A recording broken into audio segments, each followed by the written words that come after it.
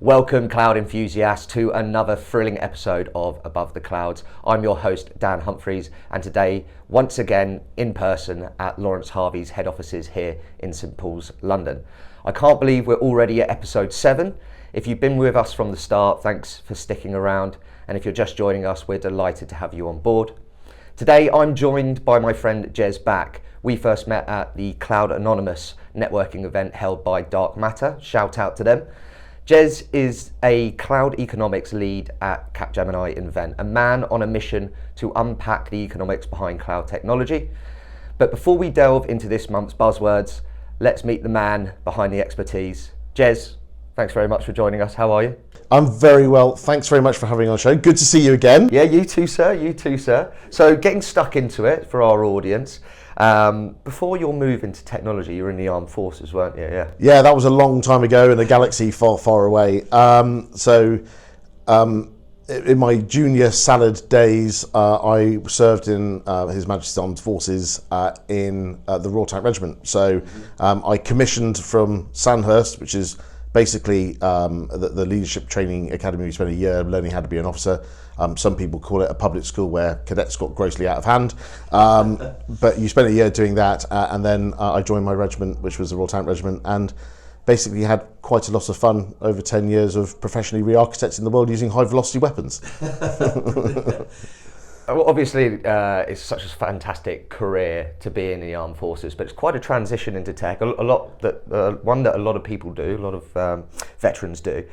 Can I ask how your skills developed in your service helped define a career in tech? Yeah, that's a really good question, and supporting veterans coming into the industry, especially the tech industry, is for me a really cool thing. When I was serving, because this was a long time ago, this is in the early 2000s, sort of late 90s, early 2000s, the reliance on technology is not as great as it is now. So the transition for me was less about the technical factors. It was actually much more around the human factors and culture, leadership, change, transformation, those sort of things. Obviously, I alluded to Sandhurst and the leadership training academy that it is.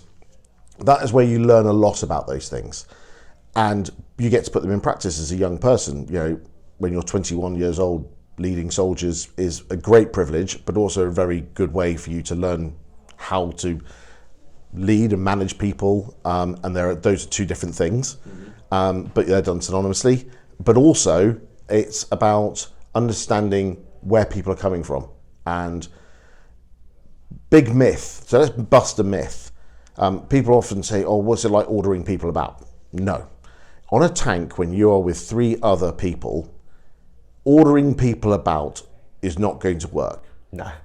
You have to build a bond of trust as a crew to operate a tank. Synergistic, right? Yeah. You've got to, so that means you've got to work together and have decent human relationships. Rank kind of falls away at that point. Actually, it's about how you work together as a team. So it's important to distinguish the idea that actually orders are not a thing that happens very often. In fact, I actually can count on 2 hands the amount of orders I gave over 10 years. Yeah. Most of the time, you just ask somebody. Not that hard. Yeah. So it's actually that. It's understanding using management techniques, using leadership techniques to create change. And so that for me was the big part. Nowadays, and you're seeing veterans who are coming through who are using technology a lot more. They've got a lot more transferable direct hard skills, but it's that attitude that comes with it, the culture of the can-do attitude, of that determination to keep going forward and getting things done is hugely powerful. And you're sort of reversing the transfers of skills from the armed forces into tech.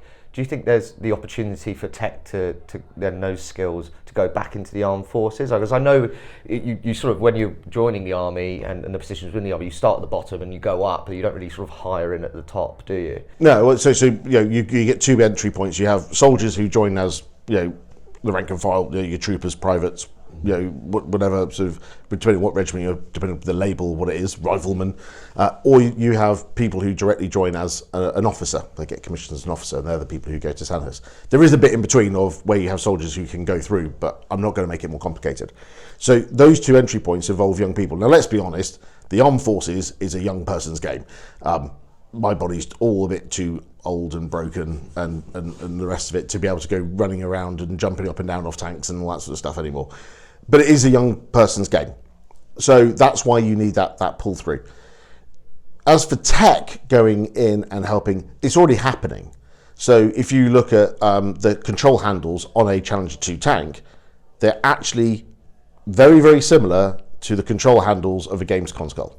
Yeah. So those kids who've been spending a whole bunch of time playing games have got those motor skills and that touch and feel already there, and you then deliberately adapt those handles so it's not the same as playing a game, but you are actually operating a very serious... You don't want any old 7-year-old picking up a tank and knowing what to do with it. It's not quite that. It's also making you consciously aware of actually what you are in control of.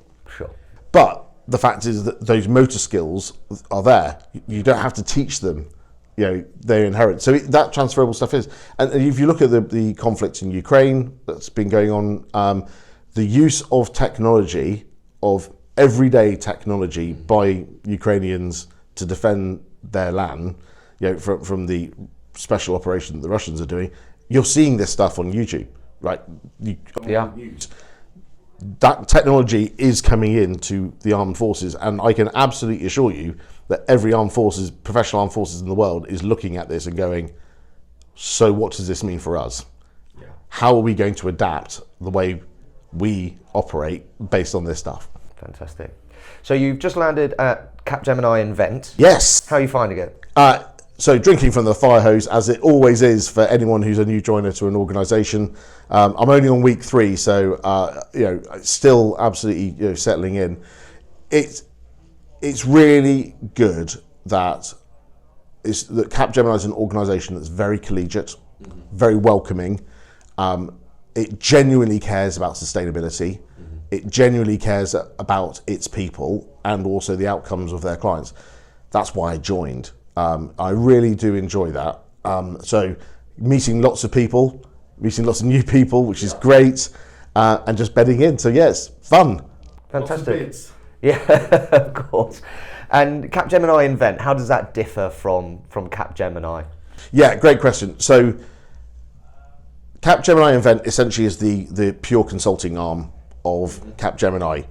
But that doesn't mean it doesn't work with the rest of the organisation. So Capgemini itself has a cloud and infrastructure service team who work very close with us on the cloud economics team. We are working synonymously. So the only brand that the client actually sees is Capgemini. So this is what I mean about the collegiate atmosphere. We all absolutely work together. So it's not a case of fiefdoms or anything like that. It's how do we bring our skills and what's in the locker to bring that all together. And because of your background and where you are now, I know you're a massive proponent of management and effective management being said. Can you share some key principles when it comes to managing teams and projects, especially within that tech consulting sphere? Yeah, so culture. Every organisation's culture is different. Every technology team that sits inside that organisation will have a different culture to another organisation as well. So it's about understanding that and where those motivations and where that comes from is absolutely critical to success. Culture. Also, there is bringing about behavioural change. I'm super interested in behavioural economics and what drives people and motivates people, and that has a number of different factors to it. Cultural background, outlook, attitudes, as well as how they've been taught and educated about those things. Yeah. Of which I have very different views where you go, and if you have a multinational organisation, guess what? You're going to get different views in that. Sure. So culture, And then also it's about engendering a cost conscious and sustainable culture and bringing that and integrating that with the existing attitudes and mindsets of the organization. By doing that, you can inspire engineers and younger developers and those sort of people to make changes. When we talk about cloud economics and we talk about saving money, that's only one part of it. But let's just pull the saving money thread a second. A young engineer who's 22 to 28 years old is not motivated to save money for the man. They are motivated when they're shown how much carbon emission equivalents they're creating and saying, hey, you've created this amount of kilogram CO2e equivalent, it could be this. And they go, so I can actually make the world a little bit greener. Yeah. Okay. That's a motivator for them. Yeah, fantastic. I mean, that's an example. There are many more, but I just and it depends on the individual, of course. Absolutely, but that's I found that to be a very effective way to bring that change. So, when we talk about management effectiveness, I put it different. It's about transformative culture and inspiring people to want to make the change. Fantastic, love that. Okay, let's move on to the main segment of the show. So, all right, folks at home, it's time for the main event, the Above the Clouds ratings. For those tuning in for the first time, here's the deal. I'll draw 3 buzzwords from a lovely off-screen cloud-shaped hat. And Jez will be sharing his thoughts and experience and insights on these buzzwords and their impact, and giving them a rating out of 10 from 0 to 10. So a perfect 10 means it's the future of cloud technology, innovative, soaring high above the clouds, hence the name Above the Clouds. A middle of the road 5 suggests that it's solid, revolutionary, but potentially not it's too much in its infancy to be taken advantage of as well. And a ground level 0, well, that's the sales floor bullshit that we all know of. So without further ado, our first buzzword of the day, Jez, cloud optimization. Well, of course, I'm going to be a massive fan of this. It's almost like we rigged it. So, against your ratings, here's the thing.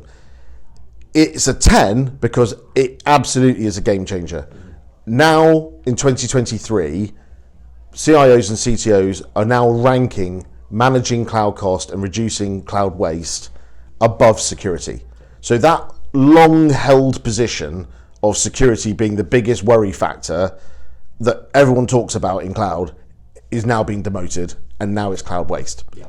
So phenomenal statistic. Yeah. So that's a really big thing, right? And the report that I read said 42% of CIOs and CTOs said that was the thing. So that's a sizable chunk, right? Here's the thing. It's not the case of it's innovative, it's the future, it's here now.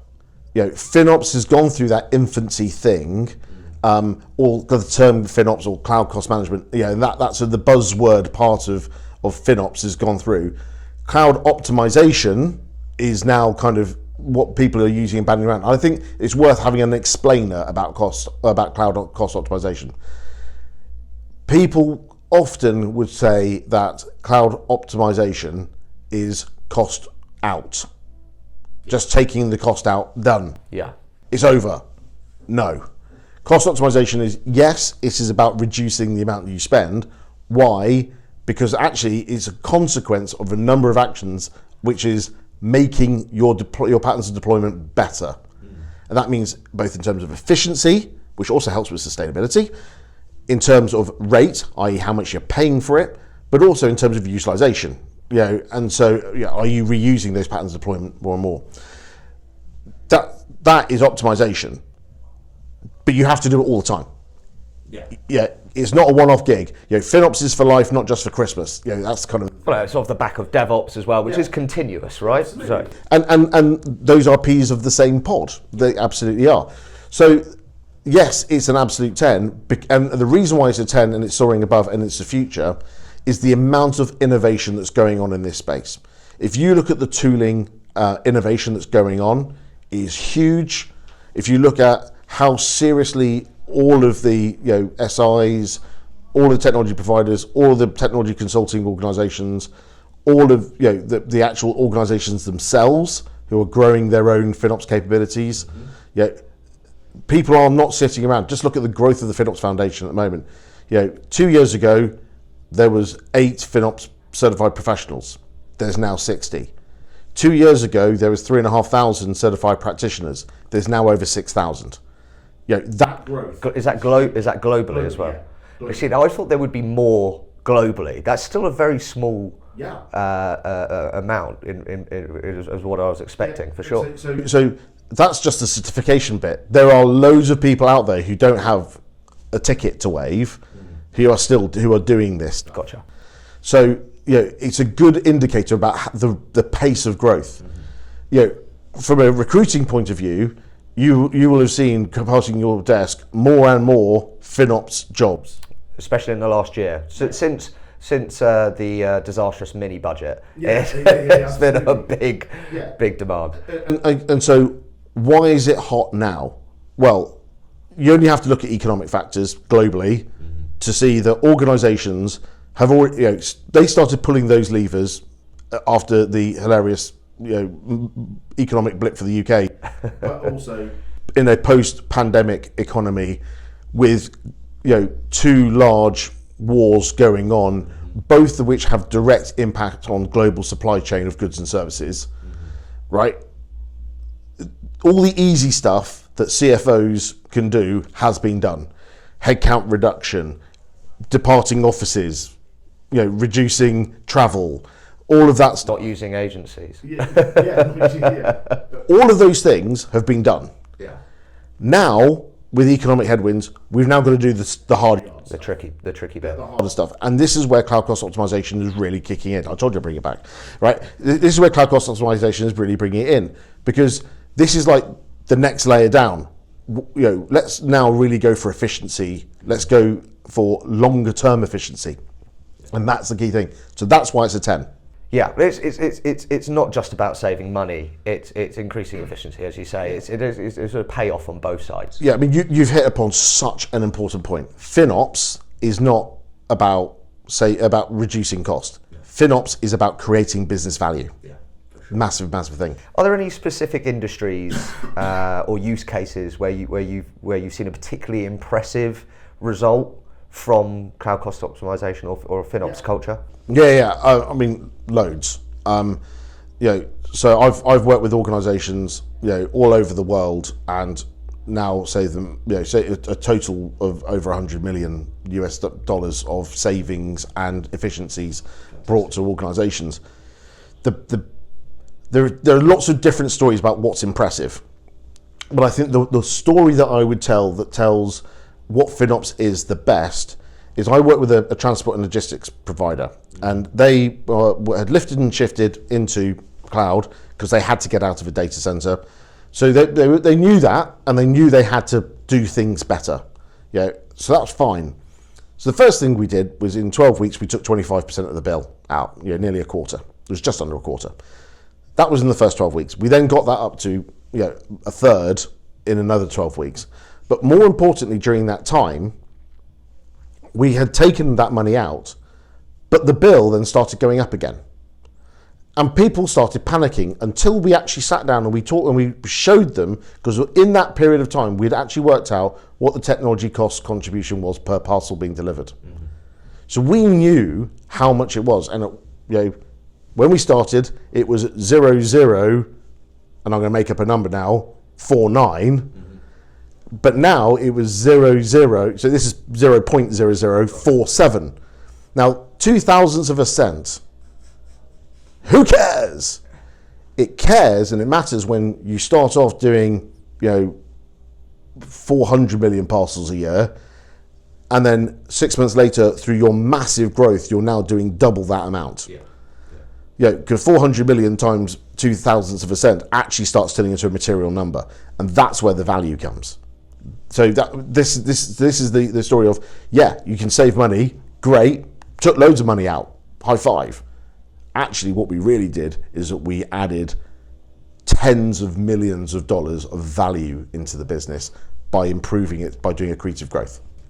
I once asked a sustainability expert, what can a company do when they're starting out on a sustainability journey to get that sustainability rolling, right, within their organisation. I'm going to rephrase that in the form of FinOps. Are there any tricks or trades? Because the answer that they gave me seemed quite obvious, actually. When you leave the room, turn off the light. I thought that was hilarious. Well, no, but absolutely. It starts at home, right? I mean, it does start with individual behaviour. Really simple things for sustainability is close down tabs in your browsers, guys. Because what you're doing is you're making the device last longer because you're putting less flops on it. Yeah. As a result, your equipment's going to last longer, therefore we don't have a downstream recycling thing. Start with the basic in those little things. It's the same with FinOps. Individual developers, use it when you need to, not just have it turned on and go back to it. Right. So if you go through like a crawl, walk, run kind of view, people will spin up an instance and leave it on 24/7. Well, that's a bit rubbish. So the crawl stage is, well, I'll tell you what, let's schedule it. Yeah. So 168 hours in a week. If we did 12 by 5, so we run it Monday to Friday from 7 a.m. to 7 p.m., that's 60 hours. Straight away, that's 2/3 down. Sorted. How about, let's not turn it on automatically. Let's just turn it on when I need to. Walk. Yeah. Run is, let's get some predictive stuff that actually triggers it firing up when it needs to and then shuts down after. That's that's a straight, easy, well, not easy tip, but straightforward way of doing it. It all starts at home. Then you look at it organisationally. Actually understand it's about the trade-off between business, technology, finance, and governance. What is the least worst answer that matches where your organisation is today? If I go back to that logistics provider I talked about, at that stage, they absolutely were in we need to reduce cost not just in technology, across the board. Because we're going through a large transformation, we need to reduce our cost, and then we can build in a new transformative way. That means the big lever we're pulling is the cost lever. Later on, it was about, right, how are we going to trade off between technology performance, cost, but also create conditions and enable growth and innovation? Yeah, because you don't want to cut that off. Yeah, so guess what? We're now spending more, but that's okay because we know we're doing it. And FinOps is about knowing what we're spending on, where, and most importantly, why.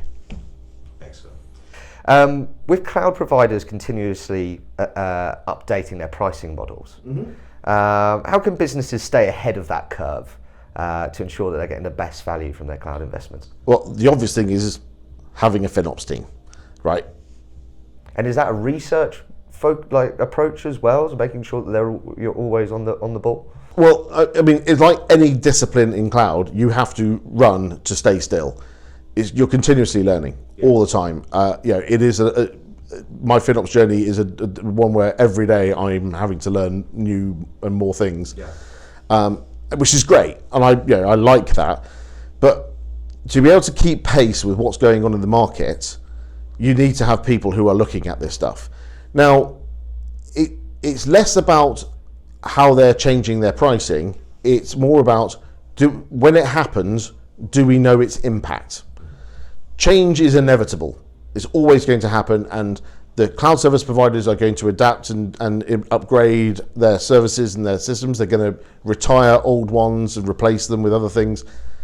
The pricing of various things will vary based upon global economic factors. That's life. It's the same with buying bananas in your local supermarket. The price of your bananas are going up and down based upon global supply chain issues. So, having a FinOps team who are able to help you see and understand where those cost attributions lie and why things are happening can help you make better data-driven business decisions. So it's that simple. Have a FinOps team. That's where I'd start it.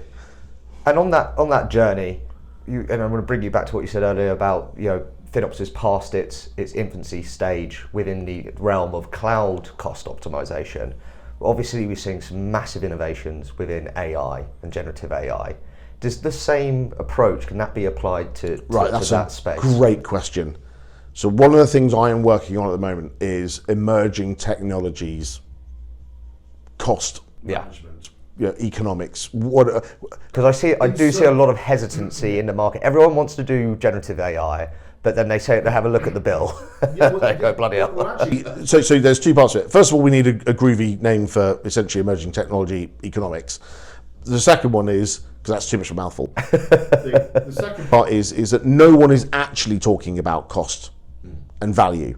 Is everyone's talking about the hype. This is what it can do. This is like Bitcoin all over again. Bitcoin's going to destroy cash. It's going to destroy currency as we know it. Soon everyone's going to have Bitcoin credits, and that's going to be the apart from no one ever thought about the fact that Bitcoin was actually limited to a certain volume. Secondly, no one actually talked about just the massive amount of compute power there is to mine it, and the massive amount of compute power that gets involved in transacting in it, and how wasteful. And the ramifications of that, and the waste associated with it. It's the same with AI. It depends on what AI you're using, depends on how expensive it's going to be. Is it actually even AI, or is it machine learning?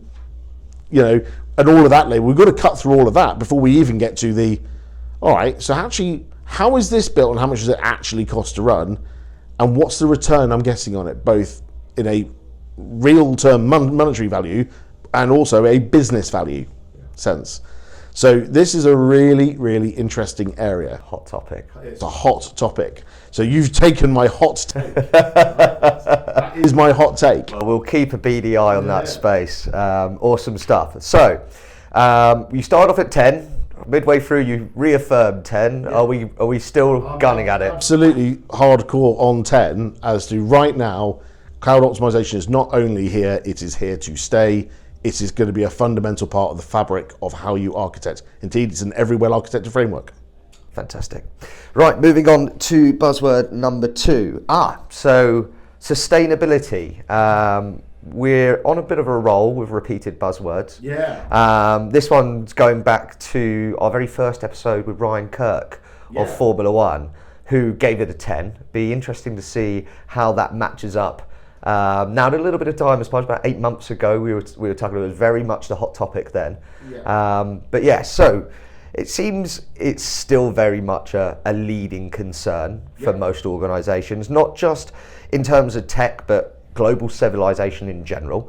How can cloud technologies be leveraged to promote environmental sustainability, and what are the potential challenges with that also? Great question. So firstly, sustainability is a serious topic, not just a hot topic, it's a serious topic.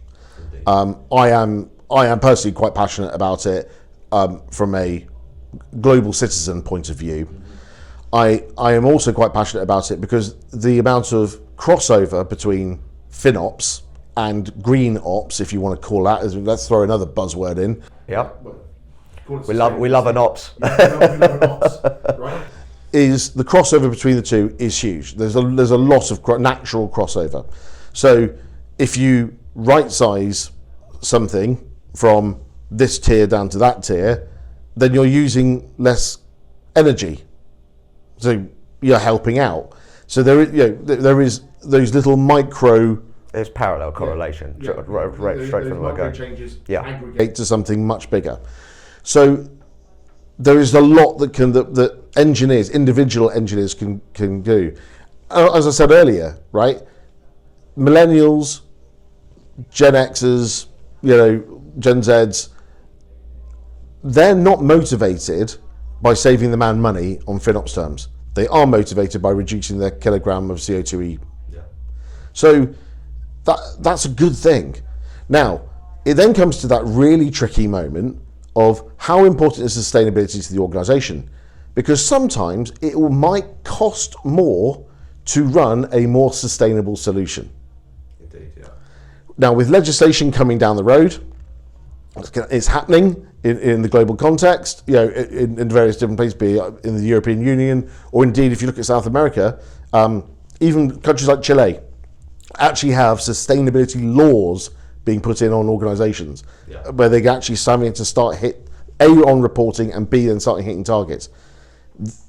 This is not a hot topic that is cool to be around, although it is.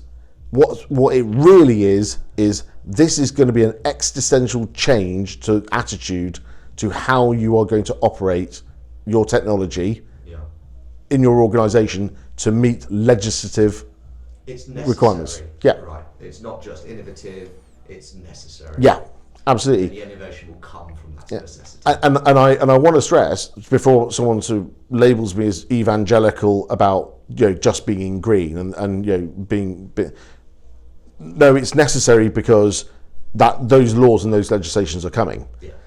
It just so happens that creates a really great outcome for the world, or rather, let me rephrase that, a less bad outcome for the world. Indeed. Are there any key indicators or certifications, a bit like the FinOps certifications, that businesses should look for when evaluating a cloud provider's commitment to sustainability? Yeah, so this is where the whole green ops thing is a little bit in the infancy phase. Established, accepted norms are beginning to emerge, but they're not fully set. The quality and type of data around scope 1, scope 2 and scope 3 emissions is variable at best, I would say, if I'm being generous. In some cases, it's just not accurate at all. Yeah. But it's a start. And you've got to start somewhere. So let's take that start and move with it and then improve it as time goes on. Because they need to gather a lot of data about this. And trying to work this stuff out is hard. It's really hard. So right now, take what you've got and measure in terms of kilograms of CO2e, so kilograms of carbon dioxide equivalent emissions is a good place to start. But I go back to, again, I'm looping back. It all goes back to culture. That's the metric. So CIO, CTO, CEO, they've done the evaluation. The dials aren't in the right position. They're not looking pretty sustainable when it comes to their cloud, their tech. Where do they start beyond switching the light off when they leave the office? What are the best methodologies and tools that you've seen? So I'm sympathetic to these people because they've got 99 problems, and this isn't one right now until the board comes around and says, "I'm making this your problem." So what can they do? Well, there are some tools out there. There are ones that measure how much you are consuming from a kilogram of CO2e, that use some of the better data sets. Green Pixie is an example. That works to a point. They themselves, the guys at Green Pixie, will say it's not perfect yet because they're still having to learn data and all the rest of it. But it's still it's a lot better than nothing. But in terms of actionable stuff, again, it goes back to encouraging engineers to take action and giving them something that shows that they're making it a little less bad. Is it a case? I've heard the rumor that the carbon footprint terminology was created by the oil companies to shift the blame away from them onto the individual. Do you think that that's potentially what's happening here a little bit? I think that's quite cynical. It's strange that humans who live in a very chaotic world of where we can hold multiple things in our heads seek ones and zero binary answers. Of course. There's context. I think we need to be really clear that there is context in all of these things. There are layers, but there's also self. So let's work from concentric circles from self working outwards. What can you do in your power to make an effect? Yeah, and then how can you help others and and influence that around? So having dashboards are great at telling you something, but is it what you're asking?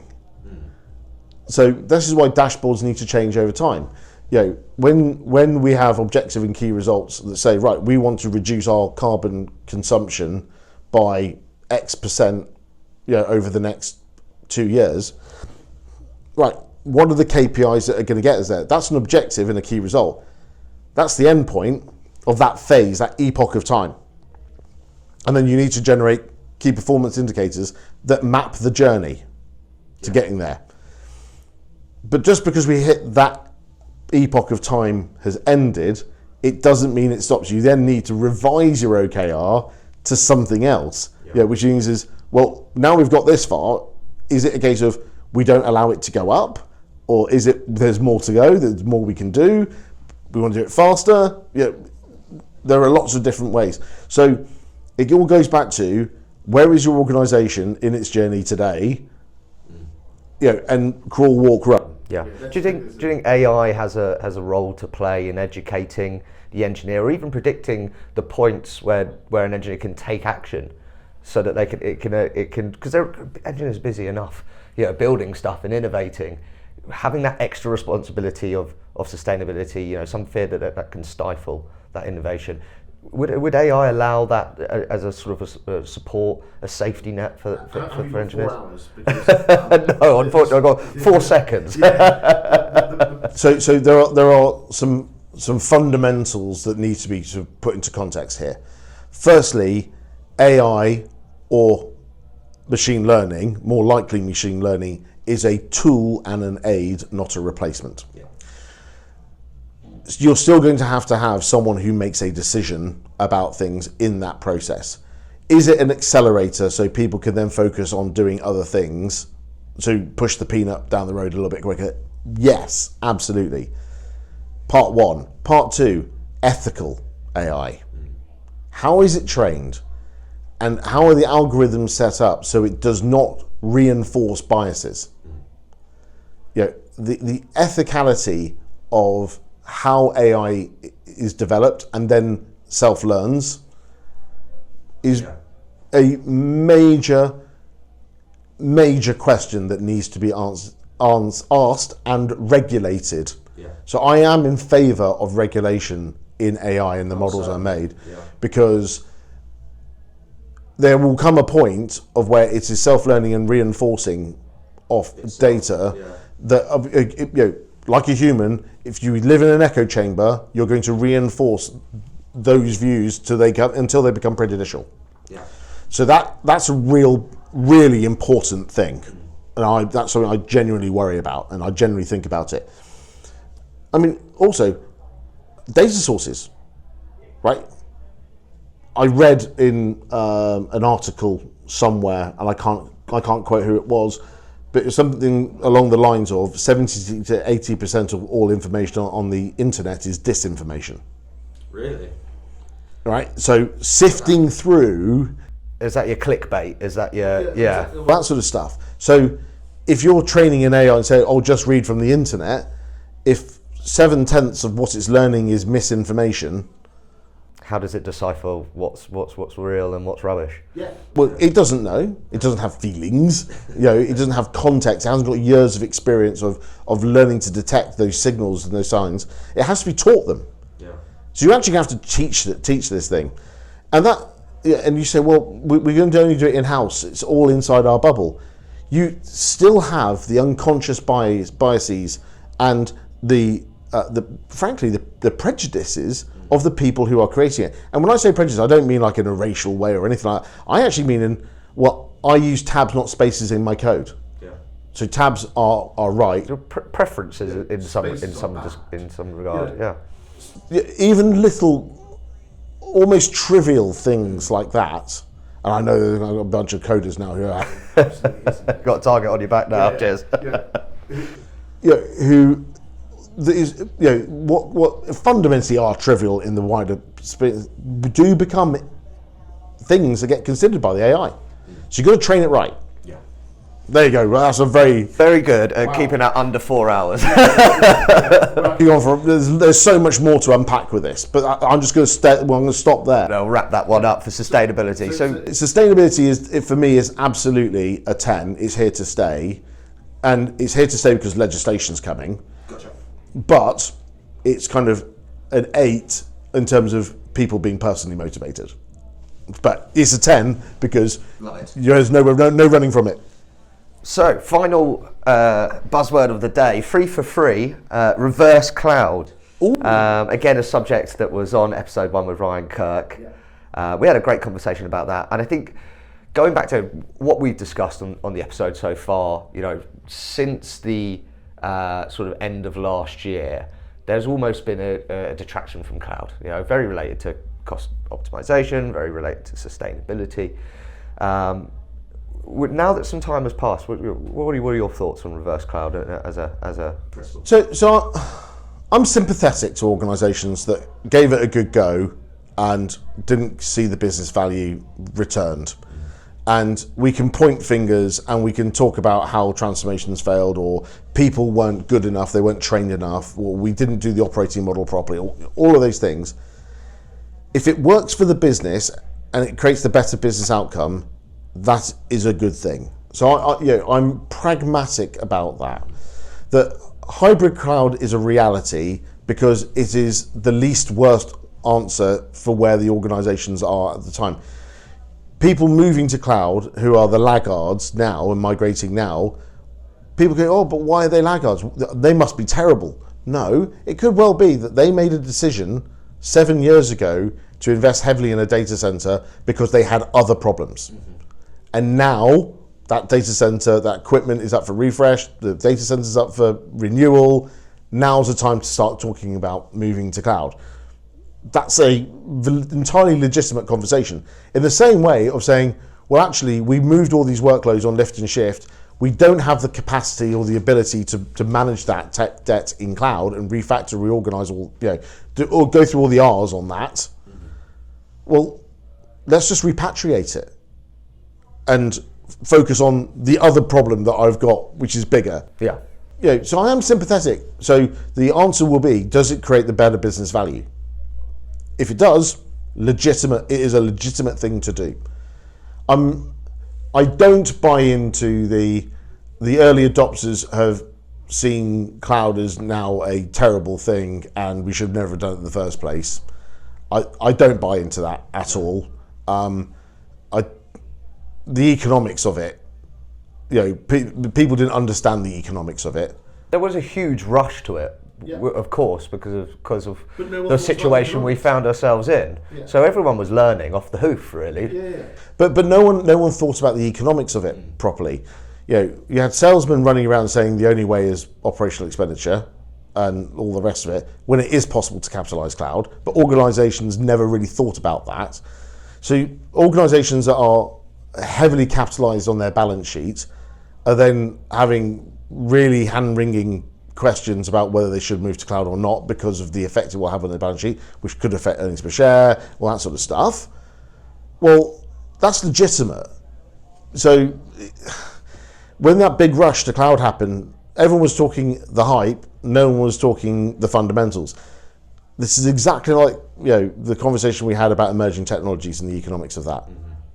That's why I'm looking at that right now, because I think we can avoid organizations making choices they might later regret. Are there any significant lessons from the experience of moving from on-prem to cloud that we saw most organizations do over COVID, now that there's this hype around the move to AI? Yeah, so absolutely there are lessons. Firstly, we now have better methods of extrapolating those costs and then being able to explain those costs to a variety of different personas, be it IT finance, be it product or application owners, be it technologists themselves, vice presidents, exec stakeholders, that sort of stuff. Gotcha. So there is lots to take across and learn from. The other bit, and this sort of links back to the reverse cloud thing, is organizations went to cloud during COVID because they had to, because they had no one running data, no one to run the data centers. It's entirely legitimate to say, no, now we're back and we're recovering, let's go back to the cheaper option. That's we never intend. This was never in our plan. This was never in our roadmap. Yeah. So it was done to us because of global events. Now we want to go back to how we want to do it. That leads on to my next question really, really nicely, because as cloud technology evolves and the trend of reverse cloud will subsequently evolve as well, what role does it play in that modern hybrid IT infrastructure? Yeah, so as I said before, hybrid is a reality. We can get as evangelical as we like that says, no, you should be single cloud or multi-cloud, and getting people to define what multi-cloud is hilarious. Because you ask 5 technologists. Well, we talked about super cloud on the last episode. You ask 5 technologists and you'll get 6 different answers. Yeah, it's one of those things. The point about hybrid and multi-cloud and all of these things it's trade-off. There are legitimate reasons why. No one wakes up in the morning and goes, "Oh, I'm going to screw things up today." That's not people's intent. It never is. So people made decisions based on the information and the data they had available at the time. It also means there are factors that prevent them from doing stuff. So we have to remain on this cloud where we did this thing before because we don't have enough skill, we don't have enough capacity, we don't have enough budget to re-platform that and rewrite the entire thing onto a different cloud base. And this whole idea of being able to jump between clouds with single Terraform templates is slightly ludicrous. You're right. But I'm not going to pick that scab. But that's the thing. That's a classic case in mergers and acquisitions, right? You're crashing multiple organizations together and different solutions. You're going to end up having some legacy stuff. It's just a reality. So just embrace it. If reverse cloud is the right solution for an organization, how does that affect that organization's agility and ability, potentially? Is cloud the better option in terms of agility? It depends. It could well be that the reason why you need to repatriate back into a data center is that you're not going to change it. Yes, it's a legacy application, but there is a very good reason why it's not going to change, because it links into another system that is outside of your organization that is linked to a regulator or something like that. The obvious one there, of course. Lots of different scenarios. When everyone's talking about the death of the mainframe, why were mainframes built? They were built to do high-powered compute right next to trading floors. Indeed, they sat under the trading floor, so the wire was as short as possible to get to near zero latency, in order to stay ahead of the game, making all those micro transactions in microseconds and reacting to that on trading floors. That's what mainframes were all about. Not all about, but that was the point. And then I was going, when cloud comes on, mainframes are dead. Well, no, because you actually haven't thought about what the business outcome, what was all about. Use the right tool for the right job, or use the correct tool correctly, is the message here. So, again, if it ain't broke, don't fix it. Don't be so evangelical about stuff and get blinded into a dogmatic version of the truth. And actually this spills into real life. People want simplistic 1 or 0 answers. But there's context in every single one. So yes means no and no means yes in different scenarios for different people. Just ask an Australian. So, reverse cloud. Where do we pitch that in the clouds out of 10? Kind of a middling 4 or 5. It's maybe a little bit lower. I think in a post-COVID economy with the economic headwinds and the rest of it, some people are just going, we haven't got the money, effort, time to invest in this lift and shift that we had to do to bring it back. That's. It makes sense for the right use case, but it's not necessarily innovative. Correct. Gotcha. I think I agree with that one. Okay, great stuff. So let's move on to our little bit of fun segment, Top of the Ops. Yeah. Indeed, as some of you may know if you've listened before, the tech industry's ops landscape keeps evolving, and there's always a new term entering the conversation.